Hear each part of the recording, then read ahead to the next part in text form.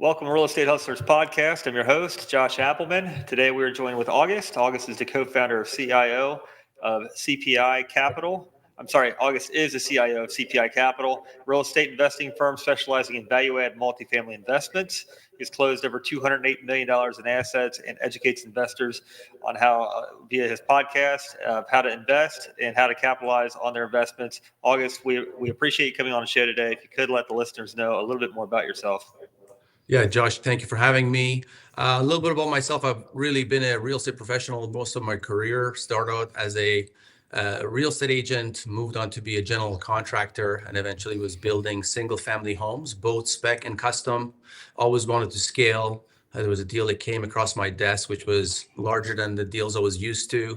And it kind of put me on this journey to try to raise money. I was always limited to the how much capital I or my close knit of friends and family had that I could close deals in that size. But this deal was much larger, and we were making money on the buy. I'd put it under contract, and I was in need of capital, and that kind of put me on the journey of trying to raise money.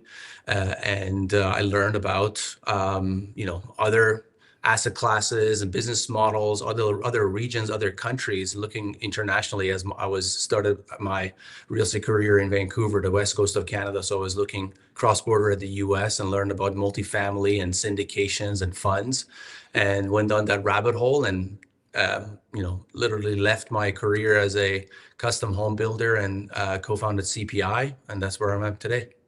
Got it. Very cool. That's kind of a huge leap from building custom homes to now the amount of assets you have under management. Let's get into we all suffer from ignorance tax that we pay. So getting into anything, you pay what you don't know. Tell us about some learning lessons you've had along the way. Yeah, I mean, there's been a lot of learning lessons along the way.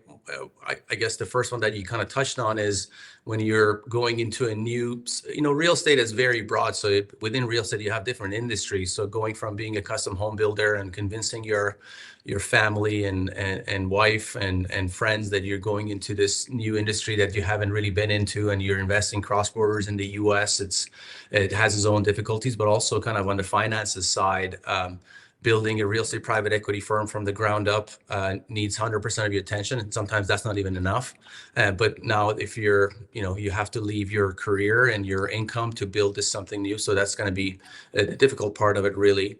So that's kind of the first kind of, if you're looking to get into syndications or into a different industry, you have to kind of have set your plans and have your finances in order to be able to have enough runway and understanding what your burn rate is and how long you're going to be able to last without having incomes coming in, particularly in the syndication fund space, private equity space. Most of the gains are realized on the divestment. This is also same thing with larger funds like Blackstone and what have you, that they put together these billion-dollar funds. They make majority of their money at the exit as well, with their performance fees.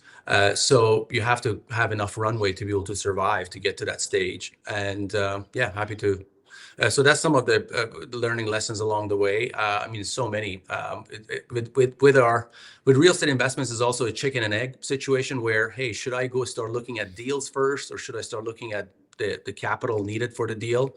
So that's something that's challenging from the beginning as well. The direction we took at CPI is focusing on building a brand around ourselves, around the company, connecting with investors, because as a builder, as a real estate professional, I always had deals. The issue was never the deals. The issue was always the equity, the capital needed for those deals. So I said, hey, to my team when we started the companies, hey, let's focus on the equity side of the business. Let's focus on building a brand around ourselves. We can always bring on an acquisition director who's going to help us increase our deal flow. But if you don't have equity, you're kind of dead in the water. But that's not the best. We have seen other groups focus on the deal side. Yeah, I think that there was a multifamily syndication craze going on to where everyone just seen a pot of gold if they just become a syndicator. And there a lot of times there's no money, there's no free cash flow to distribute to the GP team during the value add process, because you're hedging against vacancy, against lease up, against raising the rents, and ultimately you're feeding your investors their pref a lot of times, but the money's not made until you go full cycle. What has been your all's experience when you take down a deal as far as really seeing the benefits of syndications? Yeah, I've just changed my microphone to my actual microphone. I'm not sure if my sound is any different, but go ahead and give me that question one more time, Josh. As far as seeing the benefits of syndication when you go full cycle, are you able, is there free cash flow to distribute not only to the investors, but the GP team when you all take down a deal, or is it everyone's waiting until the end, till you all have Yeah, seen a refinance or sale? our investment thesis is we are looking for deals that provide cash flow. That's always a great selling point to investors, that they're going to be receiving distributions, be it monthly, quarterly, or annually. So we're looking for deals with cash flow positive deals. And that's kind of a pitch we have to our Canadian LPs as well, because most deals in Canada are in negative cash flow in most cases. It's hard to cash flow on deals in Canada. So when we bring them these US deals that are cash flowing day one, it really excites them for US investors as well. But yeah, majority of the profits, both for the LPs, the upside is really made on the back end or on the capital event when the deal is refinanced. So that's just part of the part of the business really that we deal with. Yeah, yeah. What's been a property or a project that you all have taken down that things didn't go quite as planned, and what was the experience there? Well, initially starting CPI, we didn't have the infrastructure for acquisitions or asset management. We were hyper focused on the equity side of the business, on building the brand, as I was explaining, coming into a new industry. So we were partnering with other groups, other seasoned groups, where what it caused is for us not to have full control on deals. So some decisions were being made without our full approval, or for us having the ability to approve any of those deals. So that was some difficulties we dealt along the way, also kind of learning on the job. So at this time, we've kind of moved to that lead sponsor position where we're sponsoring the deals, signing on the loan, and being involved and having a say throughout the whole process.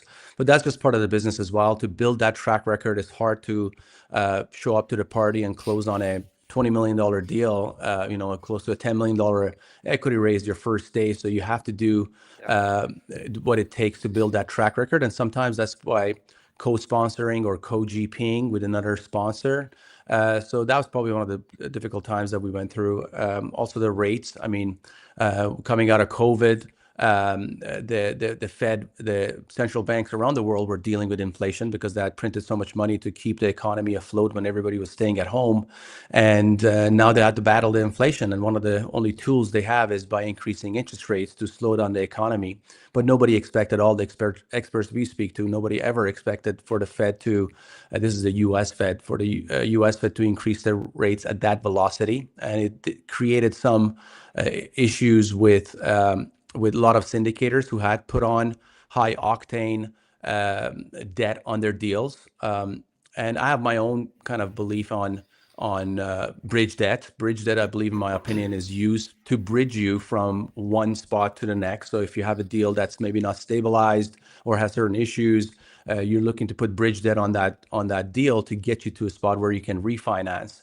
But unfortunately, what had happened with so much action in the market, a lot of groups were utilizing bridge debts as their standard loan on their deals, and they weren't accounting for, hey, what happens if the rates start increasing at this velocity, and what happens is if we can't transact our deal at when we're forecasting, and we have to buy new rate caps, which the price could be 10x, 20x more than what they paid for their first rate cap.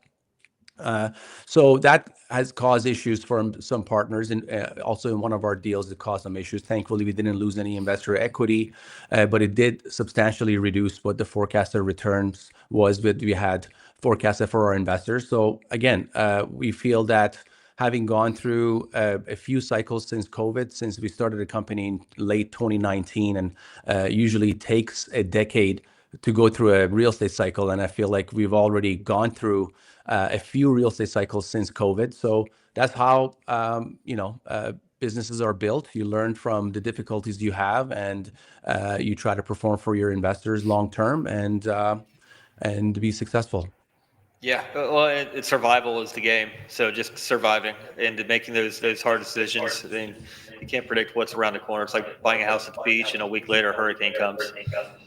you don't know until you know. So it's a part of the interest rates is came up so fast, so quick. A lot of people were in the middle of their business plan with bridge debt. It just started going up, plus they had mezz on the deal, and it just one thing hit after another. Exactly. Yeah.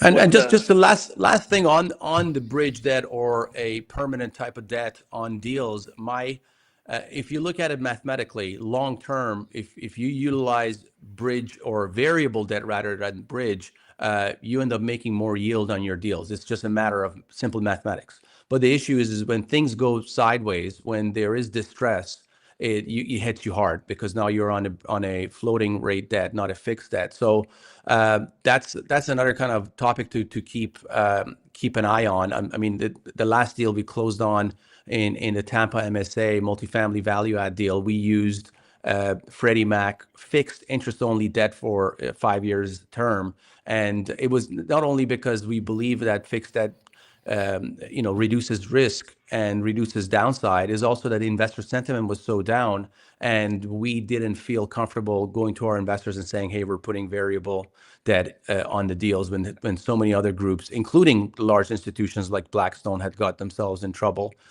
So in that case, we were still cash flowing at a low 55% LTV, and that's the deal we closed on, our last deal. Yeah, it's just the tough thing with that is you can't put any secondaries on it, so there's not any kind of event unless you want to pay your prepayment penalty within 5 years. I mean, that's the only that's down. But bridge offers you that if the timing's right. August, am I echoing on your end? You're not. Am I echoing on yours? I hear myself echoing on your end. I'm not sure if it's being recorded or not. I don't hear echo on my. Okay, yeah. Let's get into some deal structure here. What have you seen as being most balanced and most successful between LP and GP? What is the most balanced, successful between GP and LP in deal structuring? Deal structuring. Correct. Deal structuring as far as percentage of ownership, pref or no pref, multi-tranche, share classes. What have you seen as being the most successful kind of balanced deal structure? Well, successful, it depends who you're looking to be successful for the GP or the LP or for both. And the way I really put it is that this is, when you're trying to be a general partner and trying to close on real estate deals, you don't want to be a one-hit wonder. You want to do this business long term, and to be able to do business long term, you have to understand that your investors have to try to be profitable for your deals, and it has to make equitable sense.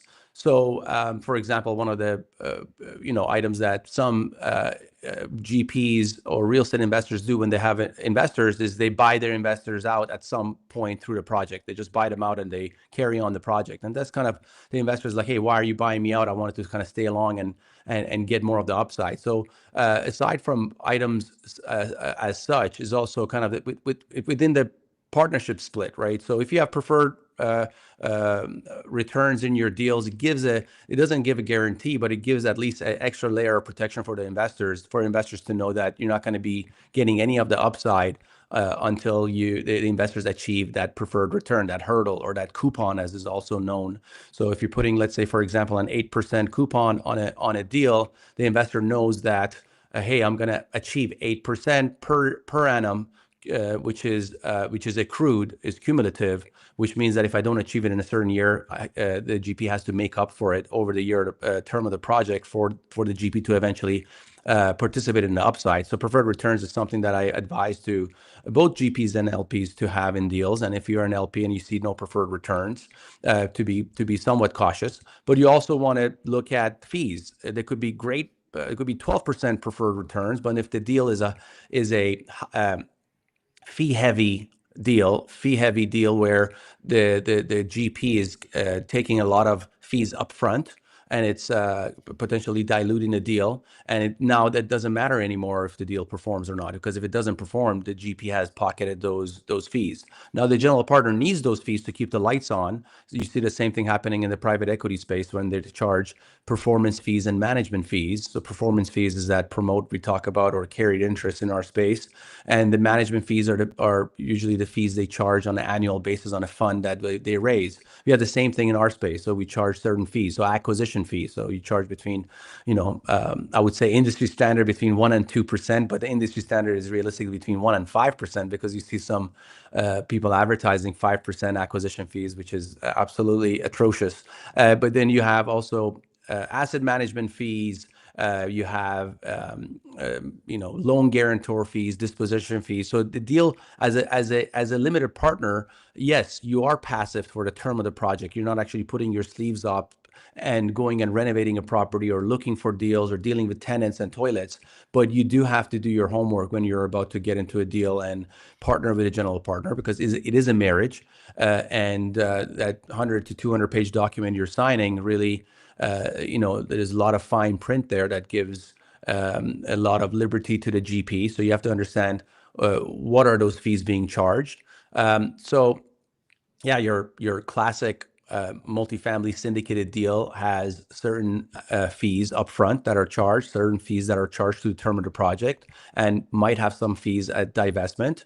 And then the majority of the profits for the general partner is made on the back end. Is usually the industry standard is a 70-30 split in the favor of the investors. So investors get 70%, the GP gets 30% of the back end profits on the upside, and they charge, like I said, 1 to 2% acquisition fee, 1 to 3% asset management fee. The property management fee goes to a third party unless the GP has their own property management firm, and you might have a disposition fee, a loan guarantor fee, other fees as well. So you have to look at the offering documents and see if the deal makes sense for you as an LP. On the preferred return, are you reserving that for more for properties like say A class, where it's more of it's not so much of a heavy lift, or are you giving it a preferred return plus back end equity as you do your first full cycle? Yeah, I mean, I personally, I don't believe that having preferred returns in a deal really matters about the business model or the asset type. So if it's a class A, B, or C, or if it's a value add deal, core plus, there should be preferred returns, in the deal. Same thing with a development deal. Even if it's a ground up development deal, those preferred returns should be accruing day one, which puts the GP's feet on, puts the fire under the GP's feet to perform, because they know that, hey, this equity I've raised is accruing day one, so I better not be sitting around taking my time. I better perform and get this deal to go through the next steps. I think that preferred returns, it's basically a preferred returns a loan from the investor, because you're paying interest and it's accruing. I think that there should be an A class preferred return. You'll take your money, but you might not be able to participate in the upside on the back end, or B class, where it's truly an investment that comes with risk, and there might not be any pref, but you participate in 70% of the upside. Yeah, I think it's what you're alluding to is more of a priority of repayment. So a pref return is a bit different than a pref equity, in difference with common equity. So let's say if you had two classes of investors, class A, who just gets let's say you have two classes of investors. This is going to get, the mechanics might get a little complicated here, but let's say you have two classes of investors. You have class A, who invested less than 100,000, and they get 8% pref and a 70-30 split. And then you have a class B investors who've invested over 100,000, and they get a 9% pref and a 80-20 split. The simplest way to explain this is there's nobody in priority. The only difference is you have two glasses, glass A, which is your class A investor, and glass B, which is your class B investor. You start pouring milk in both of these glasses. They both start filling up at the same time. So both your class A and class B are getting their preferred returns at the same time. The only thing that happens is the class A, their preferred return stops at 8%, whereas the class B now gets 9%.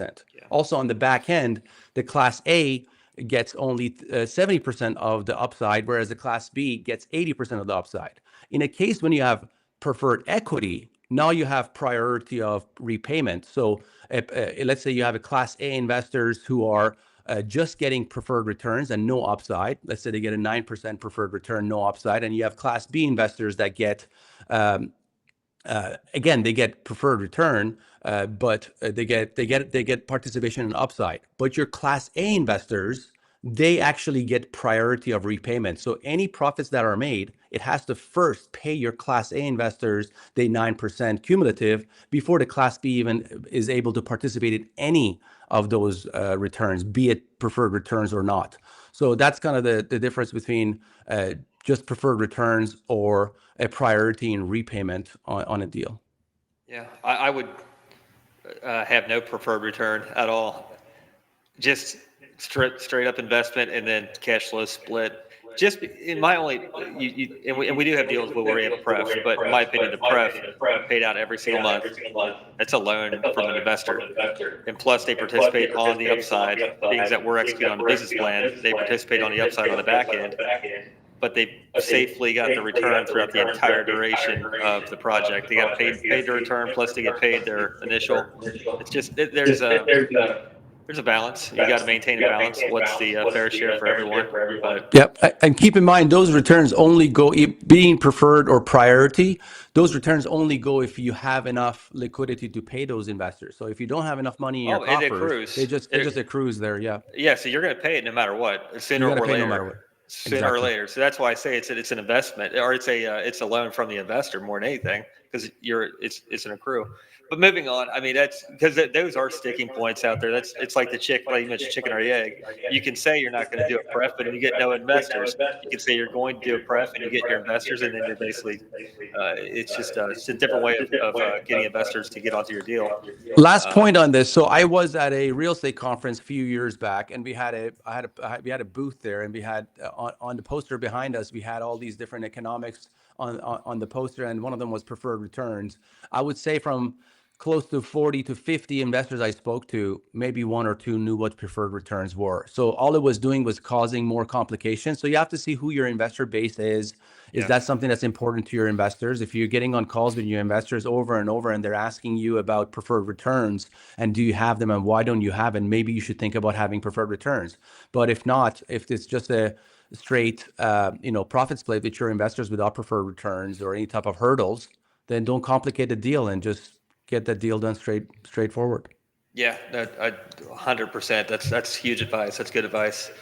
Speaking of advice for the beginning listeners that want to get into syndication, trying to understand the mechanics behind these loans, what would you recommend that they do first to start learning how to get into syndication, or how to be on your end, the GP, starting from nothing?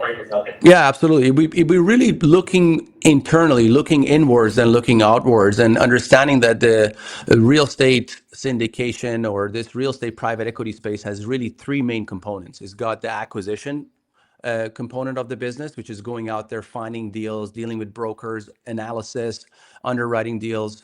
So that's one component of it. The other component is investor relations, basically the equity needed for the deal, the money that you need for the deal on the equity side, because most of the money comes from the bank. But where is the money going to come from that the bank is not going to give you? The money that needs to come from investors. How are you going to connect with these investors? How are they going to trust you to give you money? So that's the other component.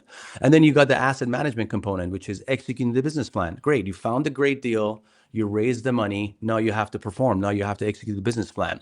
You have to look internally and say, hey, as an individual, as a professional looking to get into space, which one of these components do I feel that I can excel at more, or I can do better at? Where do I have more experience? Was I used to be a commercial broker? Was I in real estate in the past? Was I, do I have that relationship with brokers out there, or ability to build those relationships? Was I a mortgage broker in the past? What kind of experience did I have to be able to get into and do well in the acquisition? Am I good with Excel sheets? Am I going to underwrite deals myself? Am I going to hire somebody else and oversee them? So, or when it comes to investor relations and raising capital, do I have a big Rolodex of wealthy people, of high income individuals? am I good with, talking with people, with investors? When we first started our company, I thought I was the best when it comes to talking to investors and partnering with investors. My partner, Ava Benisaki, she got on a few calls because I wasn't available, and she was doing much better than I was. So she took the baton and ran with it, and she's head of our investor relations now within our company and deals with our investors, and she's got investors' numbers on her personal cell phone. So you got to see which one of these three main functions of the company that you align with the most, and your expertise and your experience and your background can do much better. You cannot say I can do well in all three of them, because it's a near an impossibility. You got to figure out which one you can do well. Maybe you could do two of these components, but let's say you can do one, which is most probable. And then now you got to find partners who are going to do well in those other departments, and for them to partner with you. And keep in mind, this is a pretty cost heavy business. You need to have a marketing department. You need to have, that upfront opportunity cost to go and find these deals, and you're not having money coming in from your other job. So that's going to be more difficult as well, because you have to put all your concentration and focus on this business. So it's finding your partners. How do you find partners? Well, there's a lot of different ways, going to meetup groups and what have you. But one of the best ways to find partners, which is if success leaves clue, that's what I've really seen, is through mentorship programs. In retrospect, if I would go back, I would definitely join a mentorship program. We didn't, our group, for multifamily syndication, we didn't join any mentorship programs. But if I go back, I would definitely do, because that's where you're going to meet somebody else who's incredible at, let's say, Excel sheets, who's incredible as underwriting, who used to be a commercial broker. Like, great, I wasn't really good at that. This person can do well, and I can focus on raising the money. And we can bring another partner who's got a general contracting background and project management background, and they can handle the asset management side of the business. So you need to bring on those partners and build something great and look long term, really.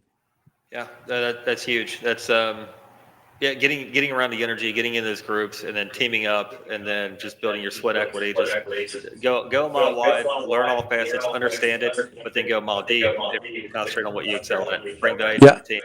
absolutely. And one more quick thing on this item as well is avoiding shiny object syndrome. You might Yeah. be coming into this space loving multifamily, but there might not be a lot of multifamily deals. The deal flow might not be a lot. Like currently, that's the current cycle of the market we're in. There isn't a lot of deal flow. It's just picking up now a bit more, but still, it's a very choppy time of the market. We got a new administration that just came into the office.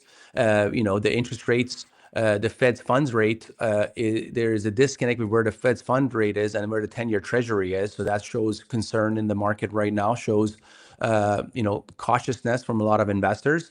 So when you don't have a lot of deals, that's really the part of the cycle that we find ourselves in. Is you got to understand where you are and when to get into the market. It's filling the top of your funnel too. So constantly having deal flows, and that's where if you're multiverse, if you have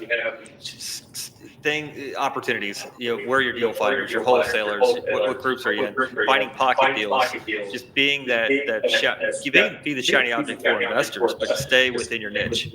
Exactly. That's Exactly. so. Great point. Yeah, that's what I was trying to kind of get to, was that if there isn't enough deal flow in the multifamily value add what you have experienced in, that doesn't mean that tomorrow you start looking at hotel conversions or look at ground up development.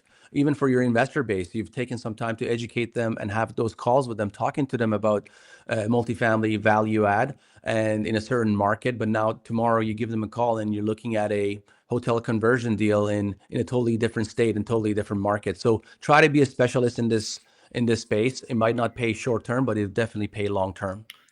And don't go on to a new venture and be your own guinea pig. So if you are going to try something else, make sure that it works for you before bringing others along for the ride. That's what I've done on everything we do. If we do pivot on something new, we're going to pay ignorance tax. We're going to pay for it, but we're going to be really good on the other side. Yeah, So I believe you do property management as well. I believe you guys are vertically integrated. correct. So we can control things that other people have out of control, which hedges a lot of cost, but you're still paying ignorance tax on anything new. It's once you know, but you still have to be prepared to, like you said, just be prepared to bear the weight. So, but awesome. August, we truly appreciate you coming on the show today. If somebody wants to get a hold of you, learn more about you, learn more about your firm, possibly invest with you, how can they reach out? Absolutely. I'm very active on LinkedIn. So look me up, August Biniaz on LinkedIn. Check out our website, cpicapital.com. And yeah, I'll be at NMHC conference next week. So if this show goes up live then, if not, I'll see you there next year. But yeah, reach out on LinkedIn. August Biniaz, happy to connect, and let me know that you see me on this show, and love to chat about investing and deals as well. Awesome. August, truly appreciate your time. Look forward to talking soon. Thank you.